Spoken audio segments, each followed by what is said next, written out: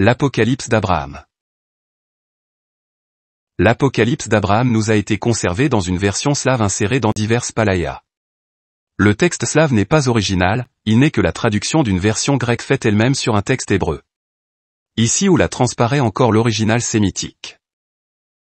L'Apocalypse d'Abraham est constitué de deux écrits distincts. Dans le premier, un récit sur la vocation d'Abraham et la destruction des idoles, a connu une existence indépendante. À ce premier texte est venu se joindre un second sur la vision d'Abraham.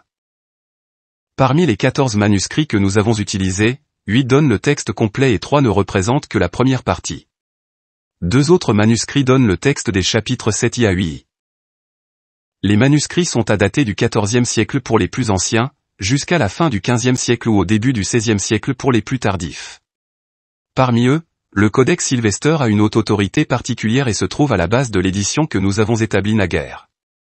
B. Filionenko-Seyar et M. Filionenko, de l'Apocalypse d'Abraham, Introduction texte slave, Traduction et notes, Sémética, 31, Paris, Adrien Maisonneuve, 1981. Bien que le livre soit identifié comme une apocalypse, il pourrait être décrit comme une expansion du chapitre 12 du livre de la Genèse. La Bible n'aborde pas vraiment la question de savoir pourquoi le Tout-Puissant a choisi Abraham, celui-ci apparaît soudainement dans le chapitre 12 du livre de la Genèse et le Créateur Tout-Puissant lui dit simplement d'aller dans le pays qu'il lui montrera. L'Apocalypse d'Abraham offre une explication légendaire de la raison pour laquelle le Tout-Puissant a choisi Abraham, qui était déjà monothéiste et en bonne voie de devenir un grand homme vertueux, de sorte que le Tout-Puissant a choisi de le bénir.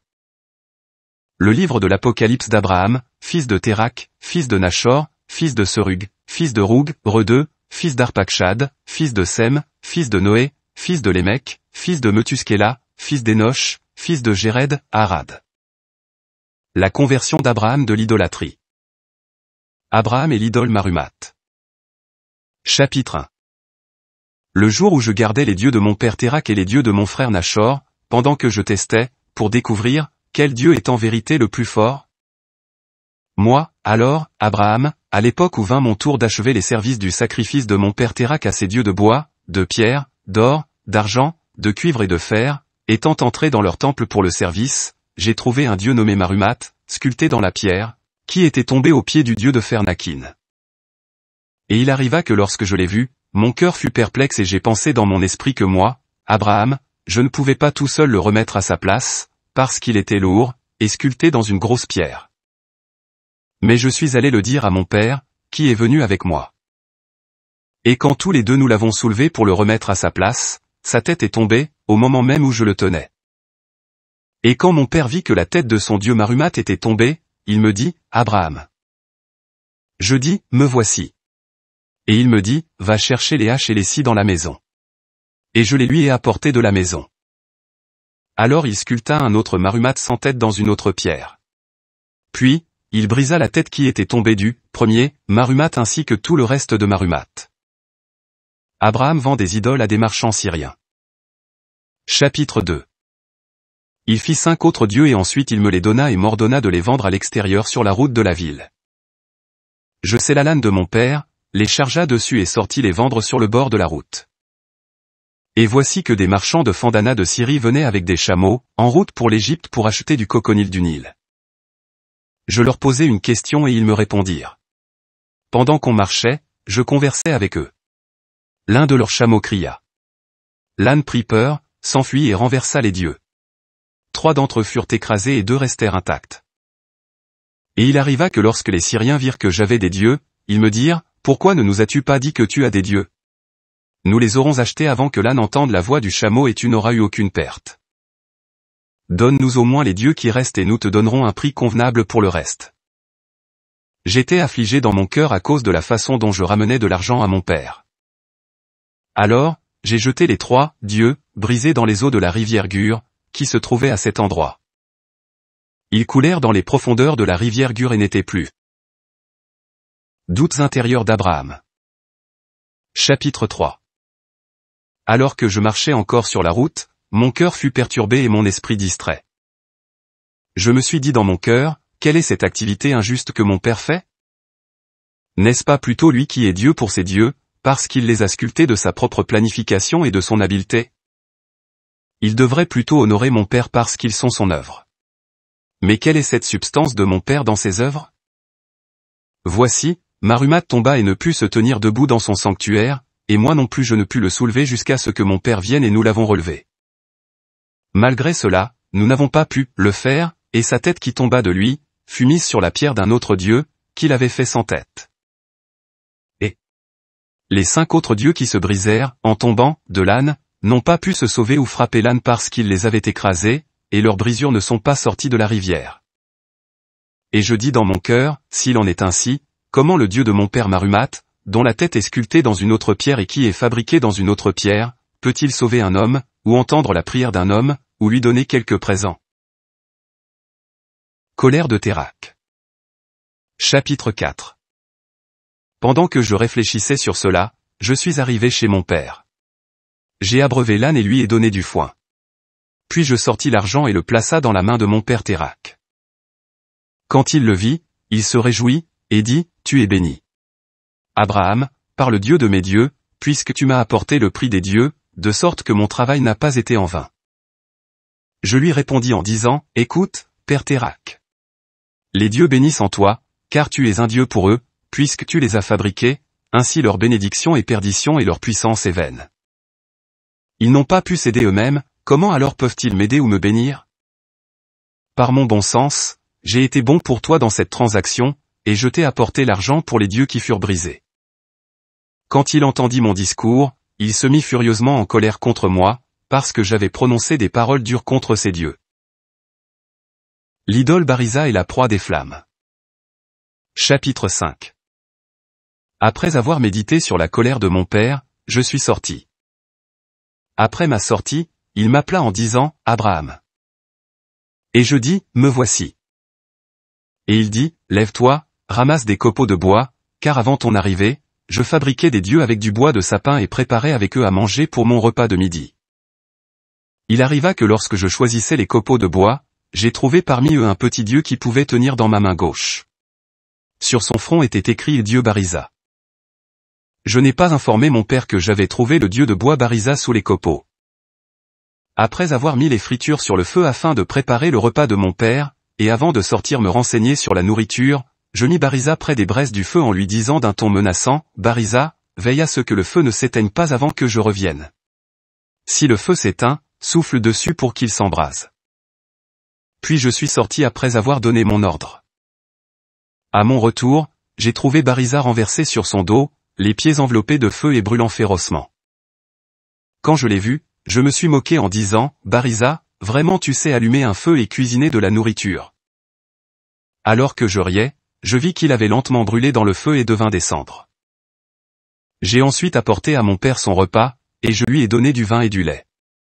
Il but, se rassasia, et il bénit Marumat son Dieu. Je lui dis, Père Térakh, ne bénis pas ton Dieu Marumat, ne le loue pas. Loue plutôt ton Dieu Bariza, car dans son amour pour toi, il s'est jeté dans le feu pour cuire ta nourriture. Il me demanda, alors, où est-il maintenant? Je lui dis, il a brûlé dans la férocité du feu et est devenu poussière. Il dit, grande est la puissance de Bariza. J'en ferai un autre aujourd'hui, et demain il préparera ma nourriture. Abraham montre à son père la vanité des idoles. Chapitre 6. Quand moi, Abraham, j'entendais de telles paroles de mon père, je riais dans mon esprit. Et je gémissais dans l'amertume et la colère de mon âme. Je me disais, comment est-ce qu'un corps fabriqué par lui, Térakh, pourrait alors être une aide pour mon père? Où a-t-il subordonné son corps à son âme à un esprit, et l'esprit à la bêtise et l'ignorance? Je me dis encore, il est juste que je supporte ce mal afin que je puisse conduire mon esprit à la pureté et je lui exposerai clairement mes pensées. Puis je répondis et je dis, Père Térakh, quels que soient les dieux que tu exaltes, tu te trompes dans ta pensée. Voici, les dieux de mon frère Nachor debout dans le saint sanctuaire et ils sont plus précieux que les tiens. Car voici, Zushayo, le dieu de mon frère Nachor est plus vénérable que ton dieu Marumat parce qu'il est fait d'or apprécié des hommes. Et s'il vieillit avec le temps, il sera remodelé, tandis que Marumat, s'il est changé ou brisé, ne sera pas renouvelé, car il est pierre. Qu'en est-il de Loav, le dieu de l'autre dieu, qui se tient avec Zushayo? Car étant taillé dans le bois et forgé dans l'argent, il est aussi plus vénérable que le dieu Bariza. et qui est rendu, par le rajustement de l'homme, précieux selon l'apparence externe. Mais ton Dieu Barisa, avant qu'il ne soit sculpté, était enraciné dans la terre, et était grand et merveilleux avec l'exaltation des branches et des fleurs.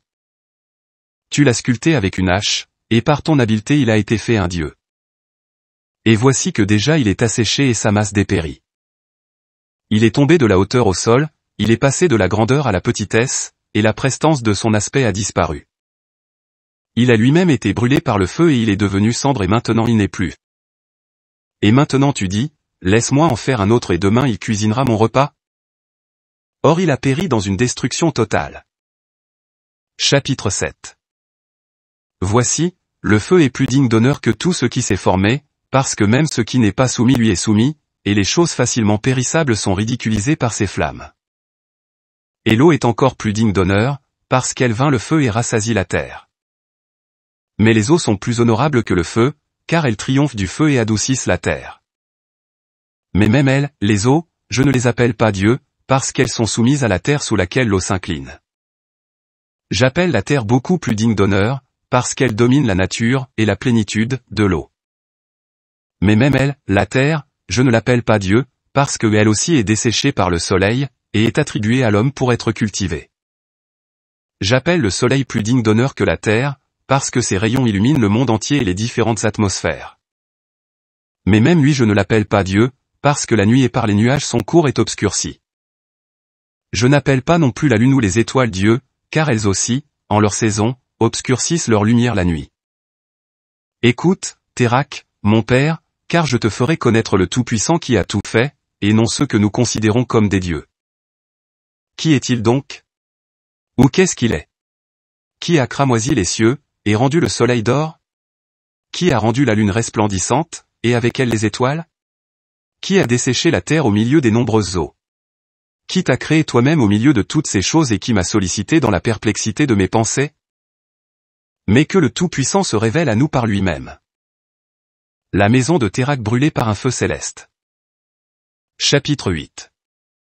Pendant que j'étais dans la cour de la maison et que je réfléchissais sur ce genre de choses à propos de mon père Térak, la voix du Tout-Puissant descendit des cieux dans un ruisseau de feu, disant et appelant, Abraham, Abraham. Je dis, me voici.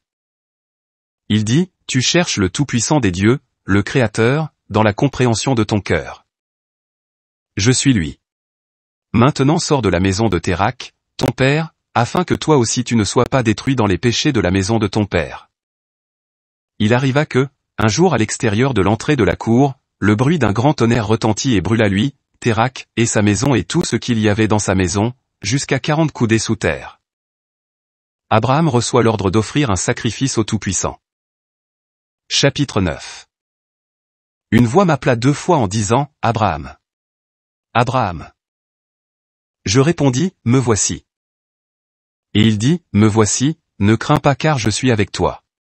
Je suis avant les âges, le Créateur Tout-Puissant qui a créé la première lumière du monde. Je suis ton bouclier et ton aide. Apporte-moi une jeune génisse de 3 ans, une chèvre de 3 ans, un bélier de 3 ans, une tourterelle et un pigeon, pour un sacrifice pur. Et dans ce sacrifice je te révélerai tous les siècles à venir, je te ferai savoir ce qui est caché, et tu verras de grandes choses que tu n'as jamais vues jusqu'à ce jour. Car tu as désiré me chercher, et je t'ai appelé mon bien-aimé. Mais abstiens-toi de manger toute espèce de nourriture cuite au feu, de boire du vin et de toindre d'huile, pendant 40 jours.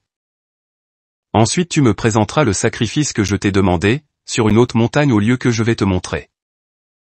Et là, je te révélerai les choses qui ont été affirmées, créées et renouvelées par ma parole depuis des siècles.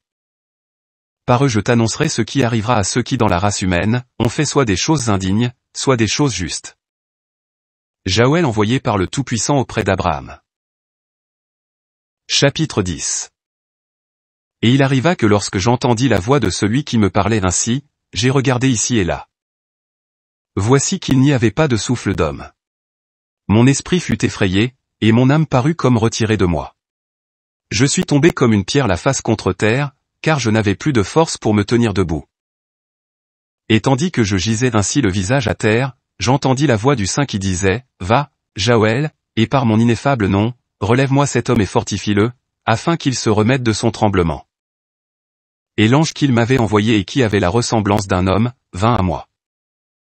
Il me saisit par la main droite, me dressa sur mes pieds et me dit, « Lève-toi, Abraham, ami du Tout-Puissant qui t'aime, et que le tremblement humain ne te saisisse pas. Car voilà. J'ai été envoyé pour te fortifier et te bénir au nom du Tout-Puissant, Créateur du ciel et de la terre, et qui t'aime. Sois sans peur et hâte-toi vers lui. Je suis Jaouel et j'ai été appelé ainsi par celui qui fait exister ceux qui demeurent avec moi dans la 7e étendue du firmament des cieux, une puissance en vertu du nom ineffable qui demeure en moi. Je suis celui à qui il a été chargé, selon son commandement, de contenir les menaces des chérubins vivants, les uns contre les autres, et d'enseigner à ceux qui portent le chant de la 7e heure à travers la nuit de l'homme. Il m'a été ordonné de retenir le Léviathan, car chaque attaque et chaque menace de chaque reptile me sont soumises. Je suis celui qui a été chargé de délier Hadès, et de détruire celui qui s'émerveille des morts. C'est moi qui ai ordonné que la maison de ton père soit brûlée avec lui, car il honorait les morts. Maintenant j'ai été envoyé pour te bénir, ainsi que la terre préparée pour toi par le Créateur Tout-Puissant, que tu as invoqué. C'est à cause de toi que j'ai fait mon chemin sur la terre. Lève-toi, Abraham. Je suis avec toi. Va sans crainte, sois dans l'allégresse et réjouis-toi, car le Tout-Puissant t'a préparé un honneur éternel. Va et accomplis les sacrifices demandés. Voici, j'ai été assigné d'être avec toi et les générations qui sortiront de toi. Et avec moi Michael te bénit pour toujours. Sois audacieux, et vas-y. Description de Jaouel. Chapitre 11. Je me suis relevé et je vis celui qui m'avait saisi par la main droite et m'avait remis sur mes pieds. L'aspect de son corps était comme du saphir, l'aspect de son visage comme du chrysolite, les cheveux de sa tête comme de la neige, le kidari, turban, sur sa tête comme l'aspect de l'arc-en-ciel et son vêtement était de couleur pourpre. Il avait un sceptre d'or dans sa main droite, et il me dit, Abraham. Je lui dis, voici ton serviteur. Et il dit, que mon apparence ne t'effraie pas, et que mes paroles ne troublent pas ton âme. Viens avec moi, et je serai avec toi. Je te serai visible jusqu'au jour du sacrifice, mais après le sacrifice je deviendrai pour toujours invisible. Instruction de Jaouel à Abraham sur le sacrifice à accomplir. Chapitre 12. Nous restâmes, seuls tous les deux, pendant 40 jours et 40 nuits. Je ne mangeais pas de pain et ne buvais pas d'eau, car ma nourriture était de voir l'ange qui était avec moi, et son discours était mon breuvage.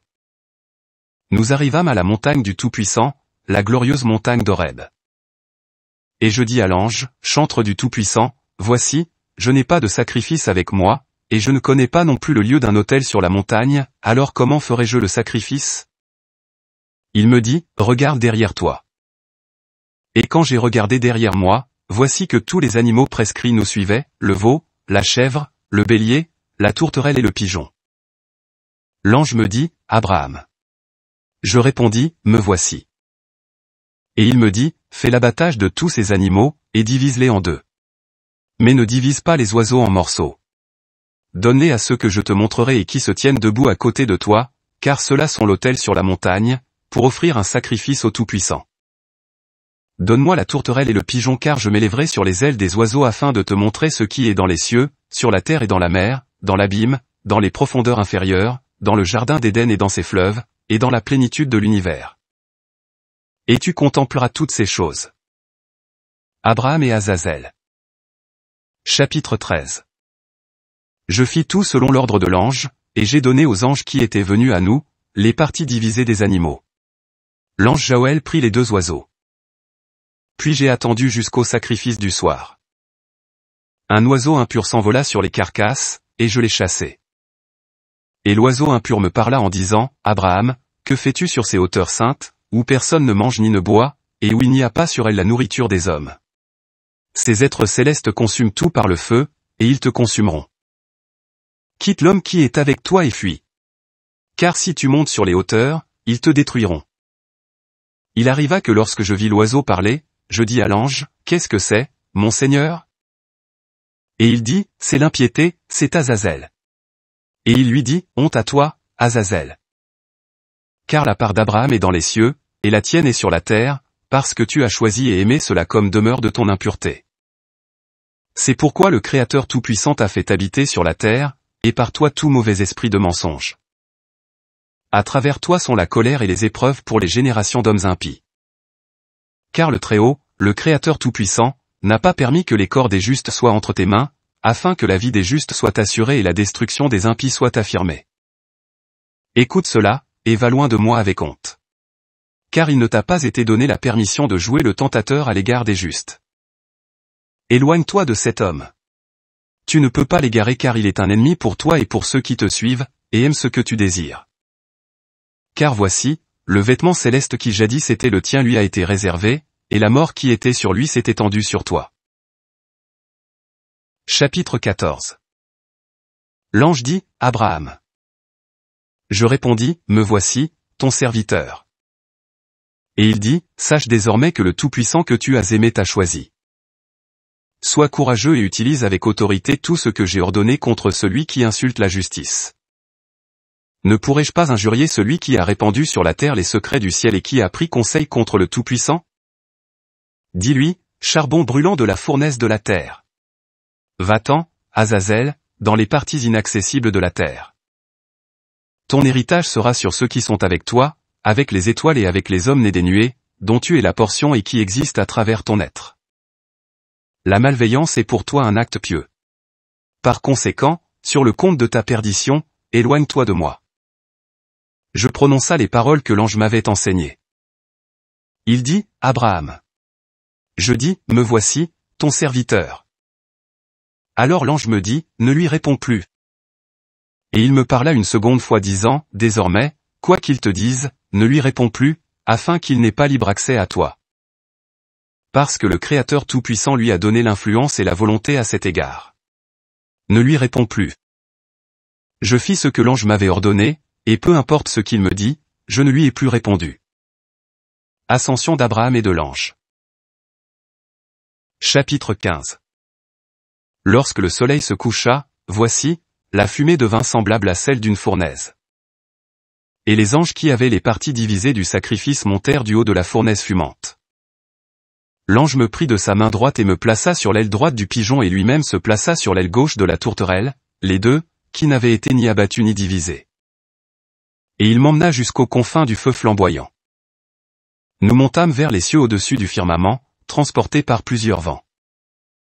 Je vis dans l'air sur les hauteurs où nous sommes montés, une forte lumière impossible à décrire. Et dans la lumière un feu ardent et une grande foule de gens, d'apparence masculine, tous changeant constamment d'aspect et de forme, courant et se transformant, et adorant et pleurant avec des mots que je ne connaissais pas. Chapitre 16. Et je dis à l'ange, pourquoi m'as-tu fait monter ici, car mes yeux ne voient plus clairement, je me sens affaibli et mon esprit s'éloigne de moi.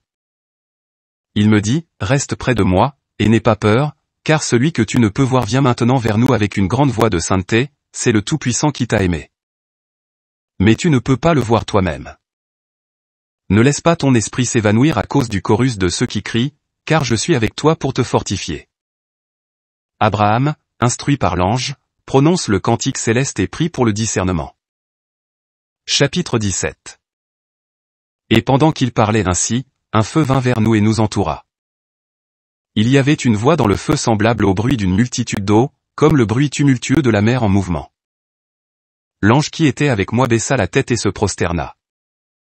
J'éprouvais le désir de m'agenouiller et rendre grâce. Et je vis que l'ange qui était avec moi inclinait la tête et adorait. Mais voici que la surface du haut lieu où je me tenais se mit à changer constamment son inclinaison, roulant comme les grandes vagues à la surface de la mer.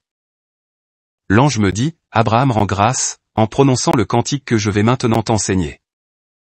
Abraham chante un hymne avec Jaël. Je me prosternai, et je prononçai le cantique qu'il m'avait enseigné. Il dit, récite sans cesse. Et j'ai récité, et lui aussi avec moi a récité le cantique. Très haut, puissant, saint, Créateur unique suprême.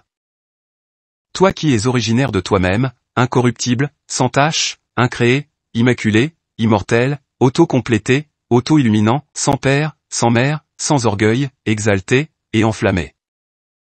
Amoureux des hommes, bienveillant, généreux, jaloux pour ta créature et très compatissant. Élie mon Créateur le Très-Haut, puissant, Saint Sabaoth, glorieux Jaël. Tu es celui que mon âme a aimé. Protecteur éternel, brillant comme le feu, dont la voix est comme le tonnerre. Dont le regard est comme la foudre. Qui reçoit les prières de ceux qui t'honorent. Et te détourne des supplications de ceux qui t'embarrassent par leurs provocations. Qui dissout les confusions du monde qui surgissent de l'impie et du juste dans l'âge corruptible renouvelant l'âge du juste. Toi, ô lumière, tu brilles devant la lumière du matin sur tes créatures, afin qu'elles deviennent le jour sur la terre. Car dans ta demeure céleste il n'y a pas besoin d'autre lumière que l'indicible splendeur de la lumière de ta face. Réponds à ma prière, sois heureux, et accepte le sacrifice que tu t'es fait toi-même à travers moi pendant que je te cherchais. Reçois-le favorablement, enseigne-moi, montre-moi, et fais connaître à ton serviteur tout ce que tu as promis. La vision d'Abraham du trône divin. Chapitre 18. Tandis que je récitais encore le cantique, la bouche du feu qui était à la surface du firmament s'éleva en haut. Et j'entendis une voix semblable au rugissement de la mer, et elle ne cessa pas en raison de la plénitude du feu. Et tandis que le feu s'élevait en montant dans les hauteurs, je vis dans le feu un trône de feu, et, autour de lui, des êtres qui voyaient tout, récitant le cantique, et sous le trône 4 êtres vivants enflammés qui chantaient. Vous trouverez l'équivalent de ce verset dans Apocalypse 4.8. Les 4 êtres vivants ont chacun 6 ailes, et ils sont remplis d'yeux tout autour et au-dedans. Ils ne cessent de dire jour et nuit, Saint, Saint, Saint est le Créateur le Très-Haut, le Tout-Puissant, qui était, qui est, et qui vient. Ils avaient tous le même aspect et 4 visages. L'aspect de leur visage était tel que chacun avait la face d'un lion, d'un homme, d'un bœuf et d'un aigle. Vous trouverez l'équivalent de ce verset dans Ézéchiel 1.10. Quant à la figure de leur face, ils avaient tous une face d'homme, tous 4 une face de lion à droite, tous 4 une face de bœuf à gauche, et tous 4 une face d'aigle. Chacun avait 4 têtes sur son corps de sorte que les 4 créatures vivantes avaient en tout 16 visages. Chacun avait 6 ailes, 2 sur les épaules, 2 à mi-hauteur, et 2 aux reins. Avec les ailes qui étaient sur leurs épaules ils couvraient leur visage, avec les ailes à leurs reins ils couvraient leurs pieds, tandis que les 2 ailes du milieu étaient déployées pour voler droit devant. Vous trouverez l'équivalent de ce verset dans Ésaïe 6.2 à 3. Des séraphins se tenaient au-dessus de lui, ils avaient chacun 6 ailes, 2 dont ils se couvraient la face, 2 dont ils se couvraient les pieds, et 2 dont ils se servaient pour voler. Ils criaient l'un à l'autre, et disaient, Saint, Saint, Saint est le Tout-Puissant des armées. Il arriva que lorsqu'ils eurent fini de chanter, ils se regardèrent et se menacèrent. Quand l'ange qui était avec moi vit qu'ils se menaçaient les uns les autres, il me quitta et alla vers eux. Il tourna le visage de chaque être vivant du visage qui lui faisait face afin qu'ils ne puissent pas voir les visages menaçants des uns et des autres. Et leur apprenait l'hymne de paix qu'il avait en lui. Tandis que je me retrouvais debout tout seul et que je regardais, je vis derrière les êtres vivants un char aux roues de feu. Chaque roue était remplie d'yeux tout autour. Et au-dessus des roues était le trône que j'avais vu. Vous trouverez l'équivalent de ce verset dans Ézéchiel 10.9 à 13. Je regardais, et voici, il y avait 4 roues près des chérubins, une roue près de chaque chérubin, et ces roues avaient l'aspect d'une pierre de chrysolite. Tout le corps des chérubins, leur dos, leurs mains, et leurs ailes, étaient remplis d'yeux, aussi bien que les roues tout autour, les 4 roues. J'entendis qu'on appelait les roues tourbillons. Il était couvert de feu et les flammes l'encerclaient tout autour. Une lumière indescriptible entourait la puissante armée de feu. Et j'entendis la voix de leur sanctification comme la voix d'un seul homme. Le Tout-Puissant révèle à Abraham les pouvoirs du ciel, les différents cieux. Chapitre 19.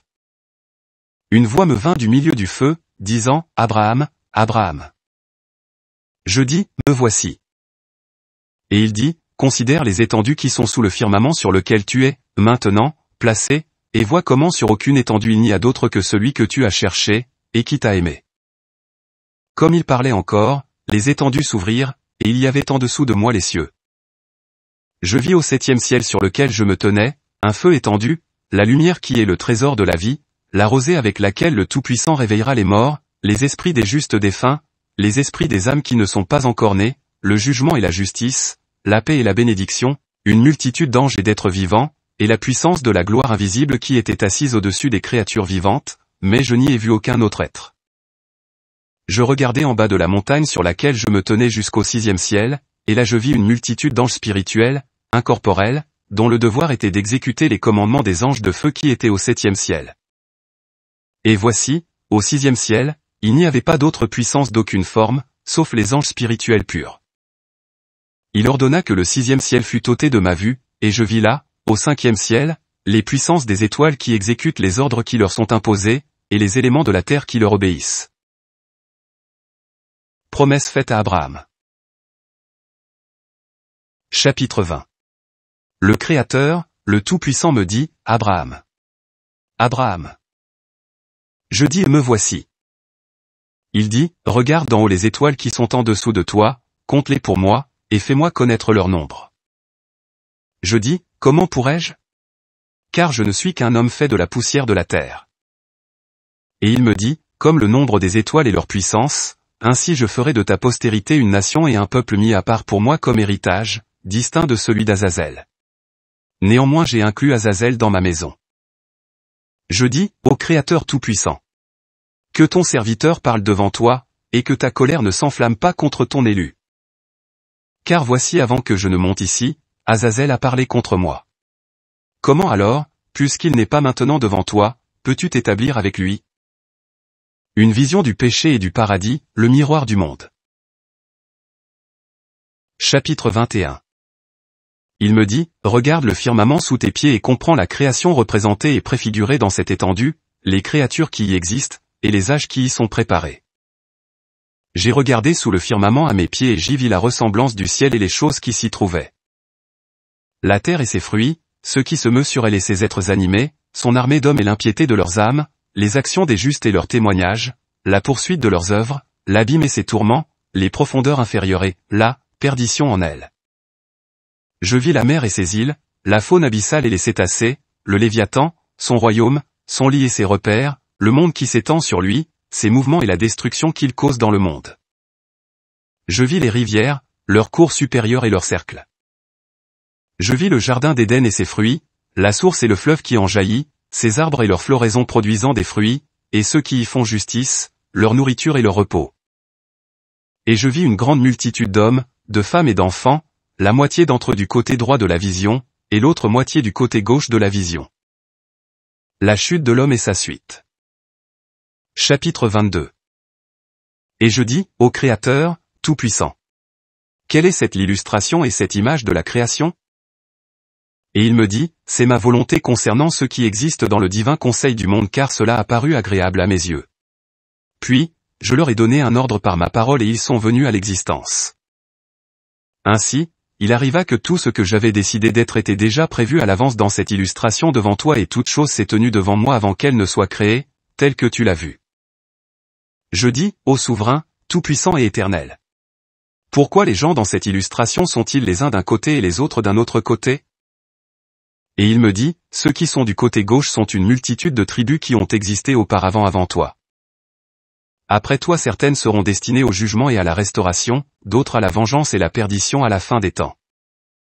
Ceux sur le côté droit de l'illustration sont ceux qui ont été mis à part pour moi, et que j'ai ordonné de naître dans ta lignée et être appelés mon peuple, même certains de ceux qui dérivent d'Azazel. Chapitre 23.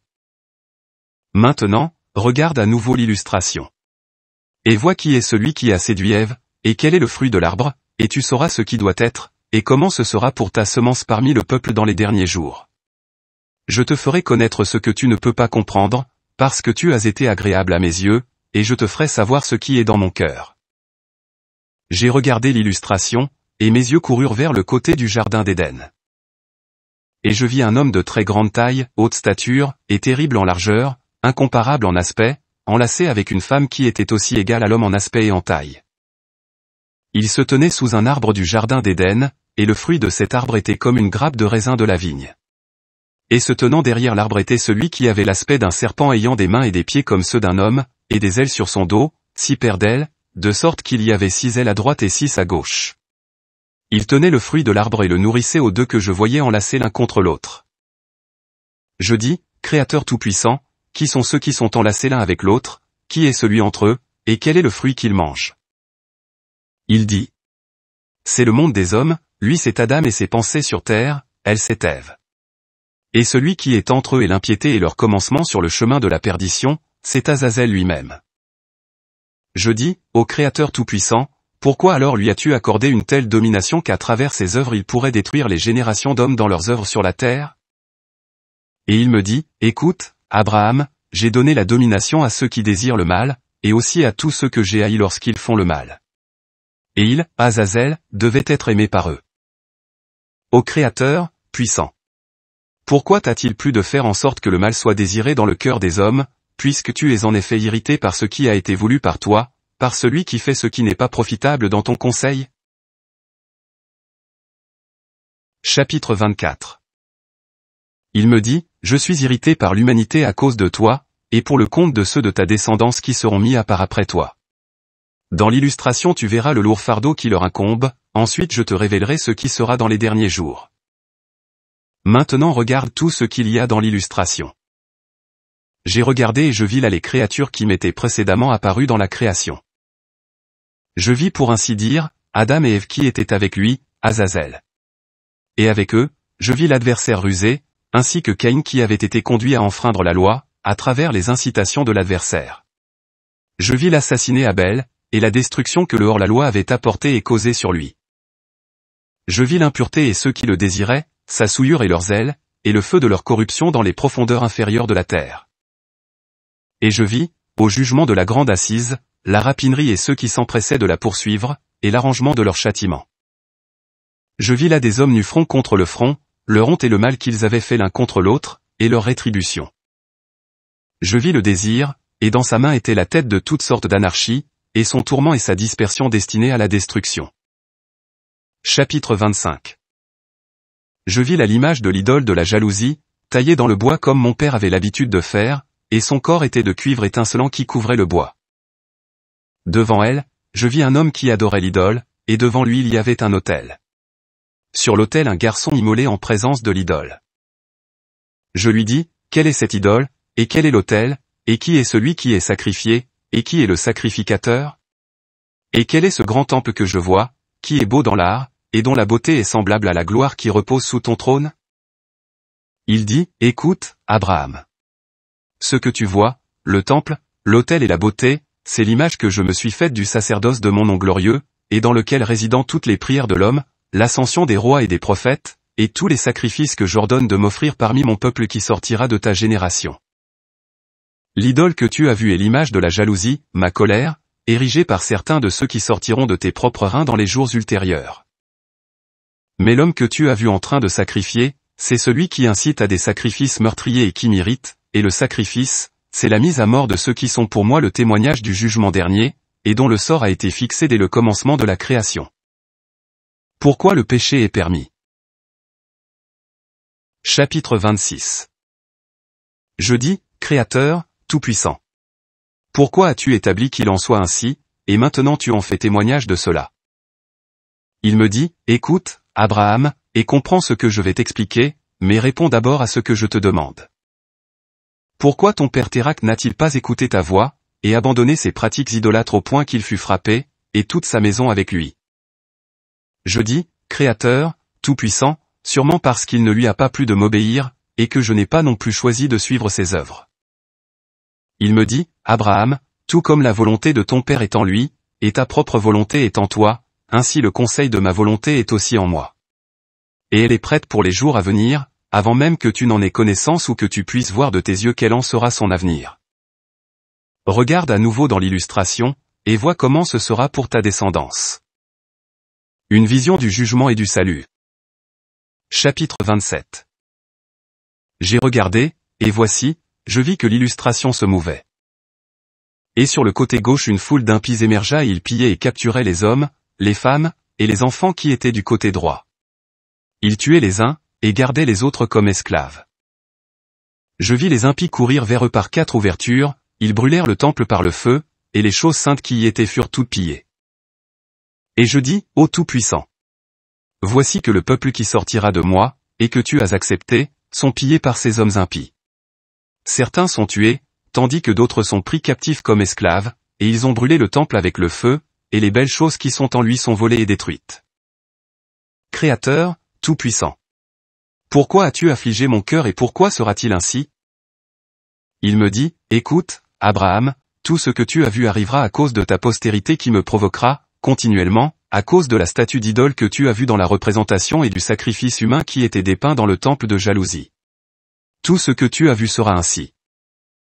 Je dis, Créateur, Tout-Puissant.